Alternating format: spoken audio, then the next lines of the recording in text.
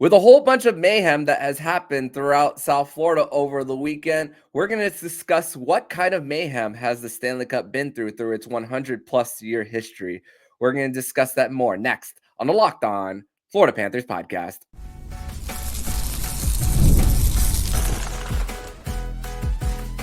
You're Locked On Panthers, your daily podcast on the Florida Panthers. Part of the Locked On Podcast Network, your team every day. And welcome into this Monday, July 15th edition of the Locked On Florida Panthers podcast, part of the Locked On Podcast Network, where it's your team every day. Thank you for making the Locked On Florida Panthers podcast your first listen of the day. I'm Armando Velez from the Hockey News. You can follow me on X at Monoman12. Follow the show account on X and Instagram at LO_FLA Panthers. And shout out to the everydayers who come back here and get your daily Florida Panthers fix. Today's episode is brought to you by Indeed. Still searching for a great candidate for your company? Don't search. Match with Indeed. Start hiring now with a $75 sponsored job credit to upgrade your job post at Indeed.com/lockedon. Terms and conditions apply. Need to hire?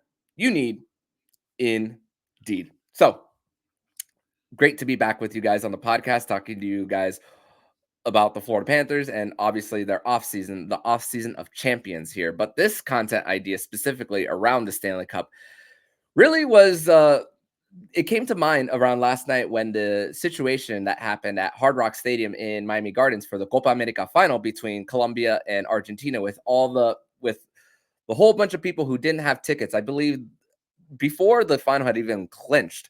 I checked tickets just checking and was never going to purchase anything, but I saw it even before fees. The last time I saw it was $1,200 before. So you knew that it was going to be a hot ticket coming in with Lionel Messi in town and Colombia trying to get their first Copa America title since the early 2000s too. So a big day in South Florida too, and also a big day earlier in the day where Spain and England faced off in the Euro final too. It looks like the English Soccer Federation is kind of on the same curse as the Toronto Maple Leafs, where they haven't won a big international tournament since the late 60s too. So that's another drought that's currently going on in the world of sports. So yeah, mayhem that happened in South Florida on Sunday night, which game finished around like just after midnight too. So literally half asleep for me while watching the end. Even with the goal in extra time for me, it was really hard to stay up for yours truly here. But with the Stanley Cup, now it's back in the possession of the Florida Panthers now, and now they're going to have their days with the cup coming up. We're going to see some of them revealed, which I believe, which we'll talk more about in the second segment of one person who spent some time with the cup this weekend too. But let's talk. I want to talk about the names that are in the cup, because now that it was taken away to get the names on it and then returned back to the Panthers after the tour with the cup originally at the parade, draft, going back to old Montreal to get the names. Now the real celebration over the summer begins, whether the whether the free agents going into this offseason are still with the team, or some of the guys who are under contract with the team get their days. So that's the really cool part about it. And you get multiple days over the summer, with the season being less than 100 days away too, and you have around 50 plus people to get a day with the cup. Oh man, that Stanley Cup is going to be busy. So you see if you were to look up the picture of the Panthers names on the cup, which coincidentally is directly under the Colorado Avalanche team of 1996, who defeated the Florida Panthers in the cup final that year. So coincidence that it's under it? I don't know, but but obviously the names there, the players like Barkov being there, and for ownership, Viola's head coach Paul Maurice, but also there's a few players who I think of when you see their names on the cup, and a few of them I think of is Roberto Luongo, obviously getting the chance to be on the Stanley Cup after failing to do so, especially when he had a game 7 at home while he was a member of the Vancouver Canucks. Too, I think of Brett Peterson, assistant general manager for the Florida Panthers, who is a person of color who won the Stanley Cup someone who could definitely be looked up to. And also, Brett Peterson was the general manager of Team USA for the World Championships that just passed too. So definitely building his resume. And this is also the thing for the Panthers and them winning. When you win or you are contending for multiple years, those guys either in your front office or your coaching staff are going to get opportunities possibly to be head coaches somewhere, whether it's the AHL level or the NHL level too.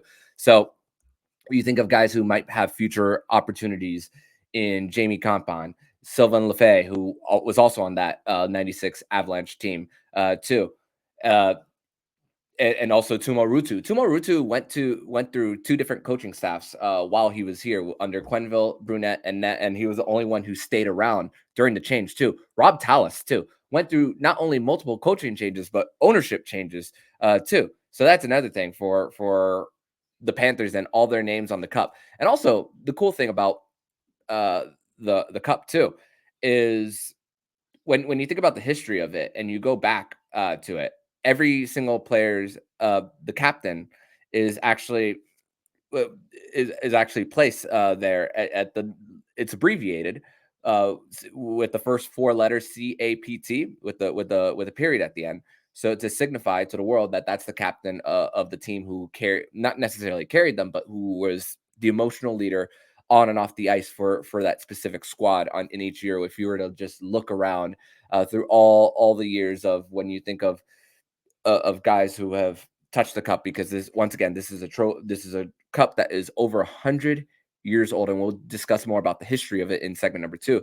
But you think about more of the guys who came here before, like Rocket Richard, Gordie Howe, Bobby Orr, and now you have got the guy who's a multiple Selke trophy winner in Sasha Barkov, and now his name's on the cup. He's gonna, and when you look at the multiple trophies, when you go to the Hockey Hall of Fame, you'll see him on the cup. You'll see on different ones, and even if someone's a casual and they see Alexander Barkov, they're gonna want to know who he is too. So that's also the great thing about the captain having that next to his name on the Stanley Cup too. I also think of someone like Evan Rodriguez too. First Evan on the Stanley Cup ever in the history of this sport and history of the cup being presented too. Also, a few things that were a little bit of a conversation prior to the names being on the cup is whether Josh Mahura and Jonah Gadjevich will have their names on it, because there's a few eligibilities that you need in order to have your name. One of three needs to be satisfied. It's either play at least 41 games in the regular season, which Jonah Gadjevich has 39, and Josh Mahura has 30. Had 30, excuse me.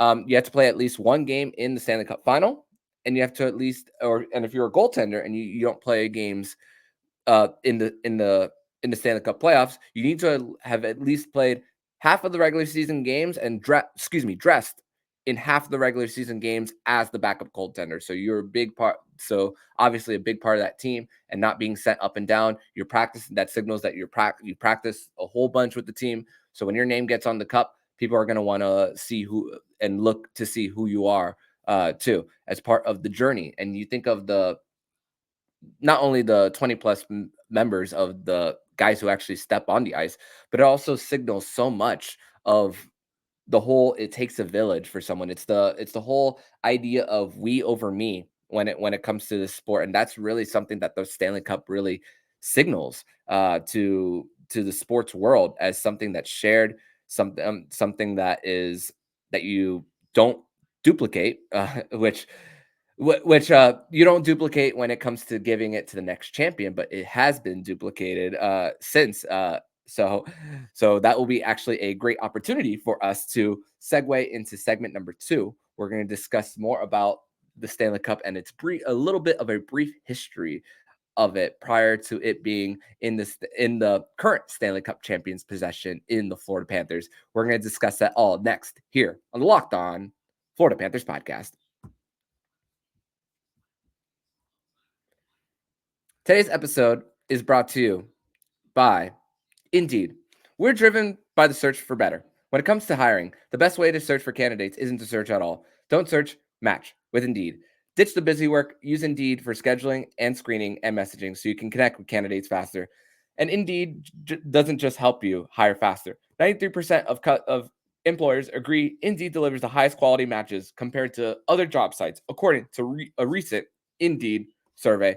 Join over 3.5 million businesses worldwide that use Indeed to hire great talent fast. And listeners of this show will get a $75 sponsored job credit to get your job more visibility at Indeed.com/locked on. Go to Indeed.com/locked on and support our show by saying you heard about it on this podcast. Indeed.com/locked on. Terms and conditions apply. Need to hire? You need Indeed.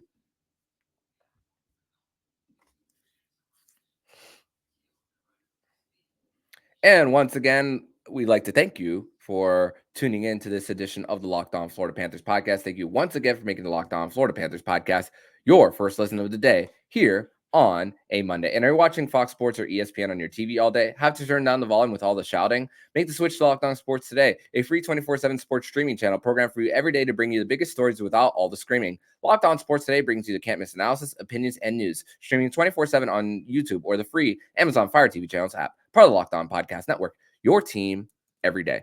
I do want to do a little bit of a housekeeping here for this edition of the Locked On Florida Panthers podcast. Is we have some news. The Panthers' AHL affiliate, the Charlotte Checkers, are under now a new ownership group. So Zaire Sports and Entertainment Group, which is also the same owners of the Savannah Ghost Pirates too. So now a different relationship now in the world of the Florida Panthers with the same ownership group. Now communication between obviously the two franchises is a lot better. Is definitely going to be for me. The way I think of it is now for sending players up and down, there's more of a feeling for me that this is definitely going to be a deal that's going to be locked in for a good amount of time for the guys up and coming in the world of the ECHL and the AHL, whether they do have AHL contracts and ECHL contracts, they're moving up and down, or even developing under a Panthers draft pick who are going up and down too. So for me, I think this is a really great situation for the Charlotte Checkers now in this new direction. And the people in this ownership group include former NASCAR driver Kevin Harvick, Tim Tebow, former NFL linebacker Miles Jack, current Carolina Panthers long snapper JJ Jansen, and NASCAR analyst Reagan Smith. And also with Charlotte being the home of NASCAR, I believe that's where the NASCAR Hall of Fame is. I'd have to double check that. I'm not a NASCAR person, but you can't be surprised that there's involvement here when it comes to people who are in the sport, and with a team around it too. So now a different type of relationship, and maybe bring in different sports to follow different fans from different sports to come in to the sport of hockey, and maybe they see the Checkers play and say, hey, I want to follow the Florida Panthers, their NHL team too. So this could also be a big change in the landscape of hockey in the world of the Florida Panthers. But so when it comes to the Stanley Cup and the Panthers now celebrating it, so but where was it before? Where did it come from? For this, was it always 35 inches long? And the answer is no, it wasn't always that way. And for some of you OG hockey fans, Panther fans who have even been here before the Florida Panthers, some of you guys might know this. But hey, this is with the Panthers winning the Cup, new people as a part of this fan base, and it's for me. I got to spread the good news that that is with the Stanley Cup, the greatest trophy in sports, and that's just not for. I'm not just saying that. It's truly is when you think about the fact that, like I said earlier, you don't duplicate it. Once you win it, the very next year it goes to someone else, and for it being for its origin coming from England, from Lord Frederick Stanley of Preston, eventually moved to Canada and became a politician there, and was originally supposed to be a prize for the top amateur team known as the Dominion Hockey Challenge Cup.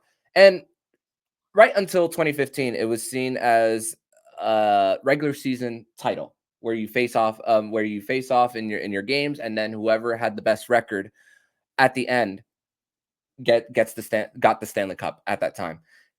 Now, these days, that is known as the President's Trophy. You see that with Premier League and La Liga too, with their titles, which are a big deal when you think about it, especially the last day of the season where all the games are played at the same time too.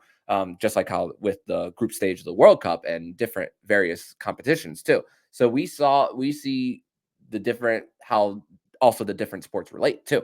NHL started in 1917, but the Stanley Cup was not awarded in the NHL until 1926 too, uh, which uh, which is crazy to think the different stories about the games played to in order to challenge for the Stanley Cup. One of the craziest stories was a hockey team out in Dawson City, which is on the north, is in the northwestern part of Canada, closest to Alaska, and had to travel to Ottawa uh, by dog sled. There's a few ways to transport there. One of the options was dog sledding. And I think of the Florida Panthers trip in Alberta in 2022 during their President's Trophy winning season and going dog sledding in the mountains. And it not only for the Panthers and having fun there, especially during the time of restrictions for COVID, I think of just the stories of how players north of the border would travel to go from one place to the next to get to their game. So it's also a relation of hockey history there too. But spoke about how not only was the cup duplicated, but it is one of three to exist currently. So there's the Presentation Cup, which we saw in Game 7 of the Stanley Cup Final, and years before, too. There was also the cup that was presented for multiple years before that, which was, if you're watching this on YouTube, it was about the top part of the cup was about that big here, passed around and celebrated for the traditions of drinking out of it really came from that. Now, but obviously a lot heavier. It's like obviously a lot heavier now, but then you just could drink it like a cereal bowl, like just like that. But obviously damages over the years for them, where you had to put another cup in the late 60s too. So there is the real Stanley Cup, the original one that is in the Hockey Hall of Fame. There's the Presentation Cup that is the one that travels around, gets battered and bruised, which we'll discuss obviously a little later in the program. And then there's the Permanent Cup that does not move from the Hockey Hall of Fame. So that one is an opportunity for hockey fans if they want to travel to Toronto and see their version of it, even though it's not the one that the players themselves touch. It's a version of it that you're not deprived of. That's the best way I could put it. You're not deprived of it if you're going to the Hockey Hall of Fame and you want to see the display of the cup. And speaking of the Hockey Hall of Fame, the Panthers display at the Hockey Hall of Fame is officially up, which changes every year for the champion, just like every Hall of Fame. So that now the Florida Panthers display is officially up too. So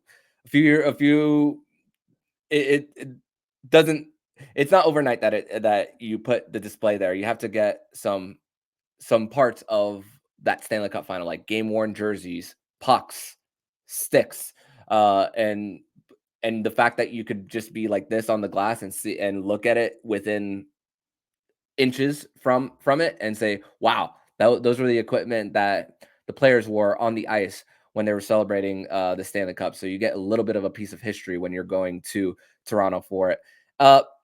And lots of names, lots of teams there on the cup, but you're probably wondering what happens when they run out of space on the rings, on the space of the rings. What happens? So the rings on the Stanley Cup get removed every 13 years, and the old rings get displayed at the Hockey Hall of Fame. So when there's room, when room runs out on the Stanley Cup for the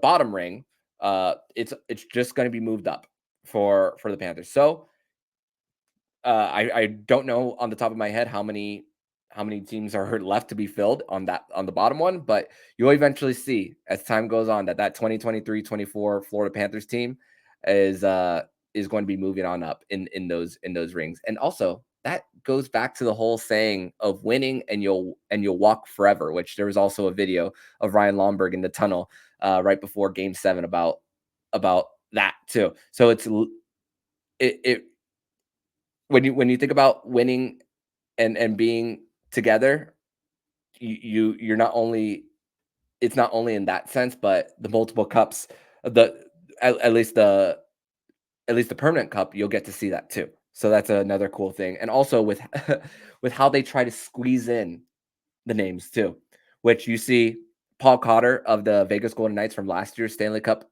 winning team from the Vegas Golden Knights. His name is looks like a millimeter away from Nicholas Cousins' name, not Nick Cousins. He puts his full name there, so you could see it when you look up the picture of the Stanley Cup. You will see Paul Cotter's name is really, really close to Nicholas Cousins' name, and also he and Sam Reinhart have had their legal names on the cup too. With obviously we call him Sam, but short for Samson. So that's another thing for all the names. You get to see a little bit of history of who they are too. So and their full names too. So that's a great thing about having the names on the Stanley Cup too.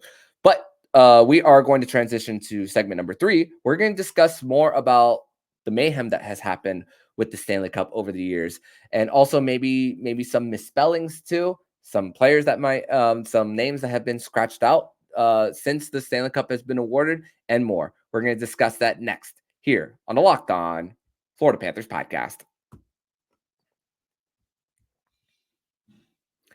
And I'd like to thank you once again for making the Locked On Florida Panthers podcast your first listen of the day here on a Monday, and discussing more about close calls at the Stanley Cup and all the mayhem that happened over the weekend, and trying to relate it to the history of the Stanley Cup, a trophy that we love so much in the world of sports. But we've, like I said, of all the things that were consumed with the cup, but also we have seen baptisms with the cup. We've seen pets eat food. We've even seen kids as young as not even a day old put in the cup. And also with kids being there, you'll also see babies urinate or do other things by accident on the Stanley Cup too. So that also has a history of a little bit of damage with the cup too. But also for the cup this weekend though, after it was returned to the Florida Panthers, it was actually located in Isla Morada at a restaurant where the Verhage family happened to be at too. So as far into the Keys, not all the way out near Key West where the southernmost point is, but pretty deep into the Keys too. So we spoke about USA, Canada, and countries in Europe that have been traveled to. As of right now, last time we checked, it was in Isla Morada. So there's a few incidents that have happened with the cup or close calls too. One of them, obviously, when we spoke about how small it was at the time, the Ottawa tried drop kicking it across a frozen canal once too, to see if it would make it too. That was one of the incidents that happened with the cup. In 1909, a photographer stole it was stolen and went into a photographer's home and held for ransom, looking for it and using it as uh, possibly a way of making some money to get it back. That is not the only time that the Stanley Cup would go for. Somebody would try to get a ransom for a Stanley Cup too. But for another incident is two guys out of a restaurant in 1920 found it in the basement.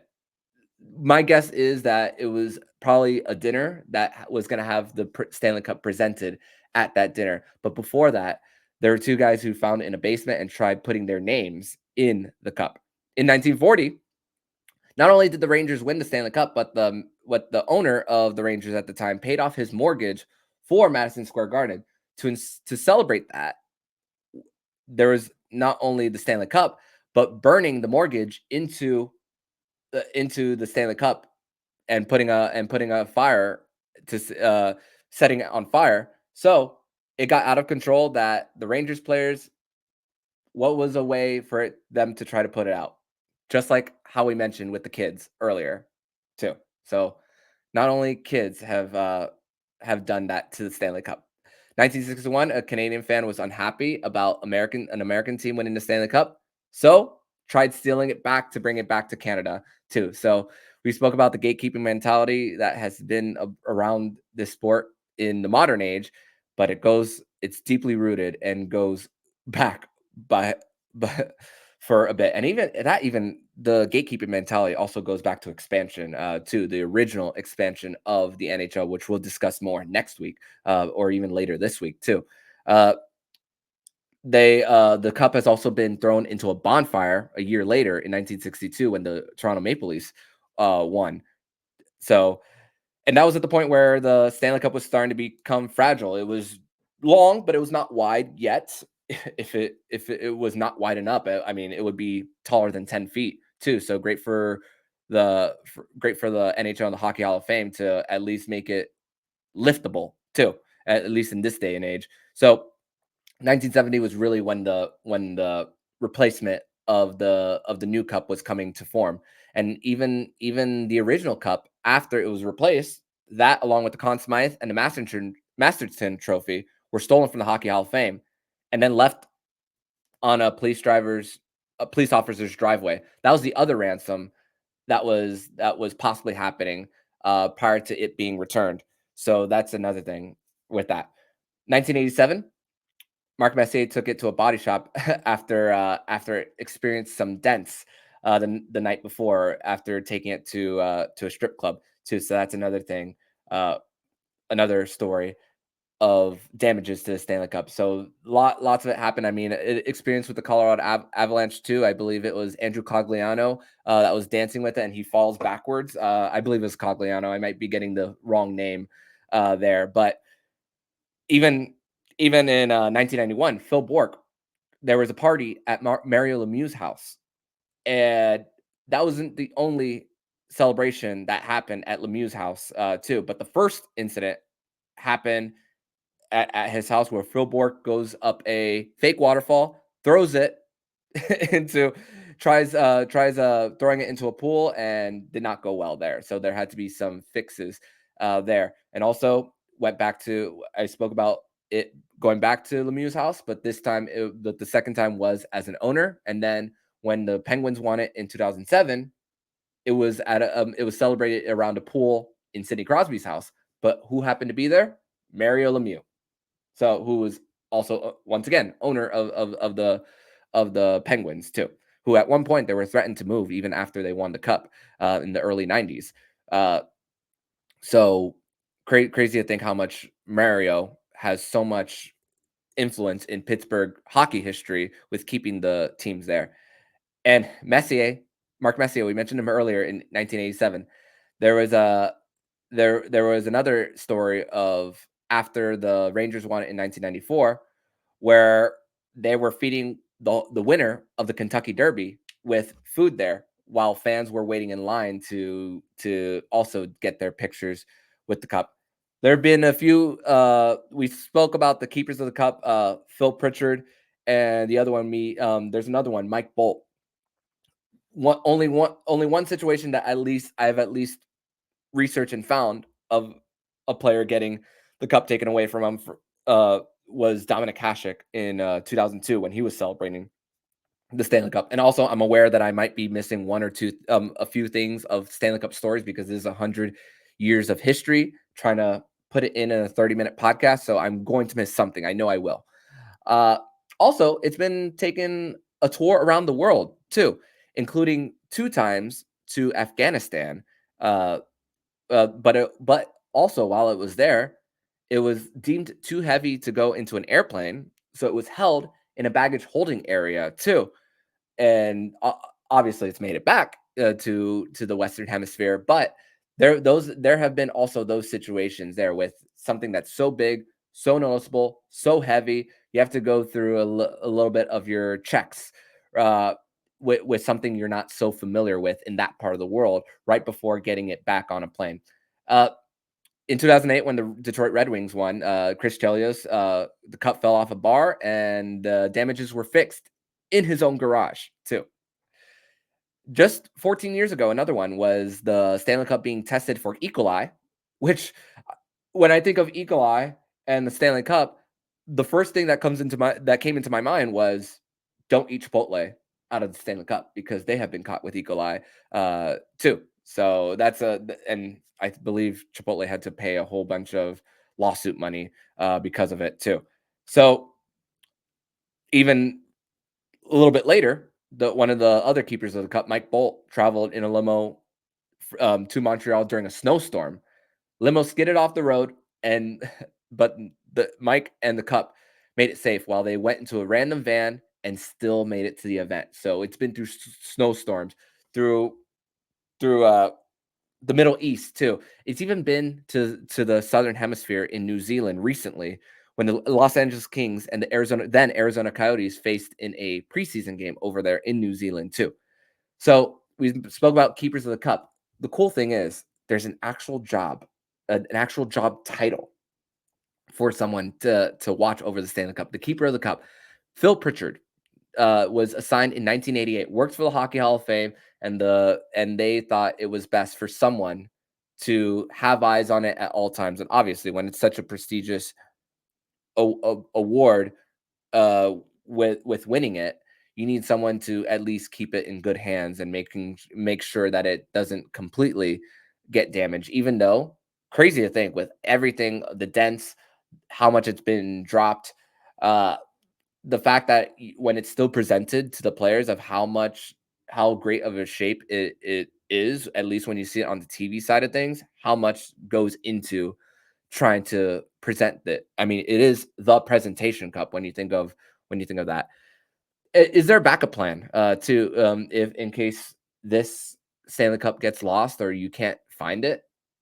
Well, when this presentation cup was replacing the old one, the it was a secret for about 4 years before it became the presentation cup. So, is there a secret with the NHL and the Hockey Hall of Fame with one in case this one gets lost? Do- So, if they did it then, there probably somewhere in a secret place there could be one in the case that this Stanley Cup gets lost or completely or somewhere along damage that can't be repaired. But with how many bumps and bruises that Stanley Cup has gone through, I wouldn't be surprised how if it lasted a lot longer. I mean, this current one has been trying to do math in my head, 54 years. So, 54 years, it's been through a lot. Has had a lot of fans touch it, kiss it, hug it, eat out of it. You name it. So that's also why it's just continued to be just such a special thing in sports where it's just gone through the gauntlet, and it's all thanks to Lord Frederick Stanley of Preston for giving it to the NHL. Um, Even though it's had its history of championships prior to the league, but this is a little bit of the story of where it came from and a little bit of the close calls between it. So we're going to discuss more about the principles of the Stanley Cup too. Why the captain touches it first too, and why you don't touch it before winning it. We're going to discuss that more later this week and and next week too, here on the Locked On Florida Panthers podcast. So thank you guys all for listening to today's edition of the show, as the Panthers officially have their names on the Stanley Cup, and and can't wait to see more of who is going to be celebrating and what they do with the cup. But in the meantime, If you like what you're hearing, please subscribe to the podcast to be notified every single time the Locked On Florida Panthers podcast jumps into your podcast feed. Don't forget to also subscribe to the other shows on the Locked On NHL network, including Locked On NHL, Locked On Fantasy Hockey with Flip Livingstone and Stu Roden, and Locked On NHL Prospects. Thank you once again for making the Locked On Florida Panthers podcast your first listen of the day. So I'm Armando Velez, signing off. And you've been listening to the Locked On Florida Panthers podcast, part of the Locked On Podcast Network. We're your team every day.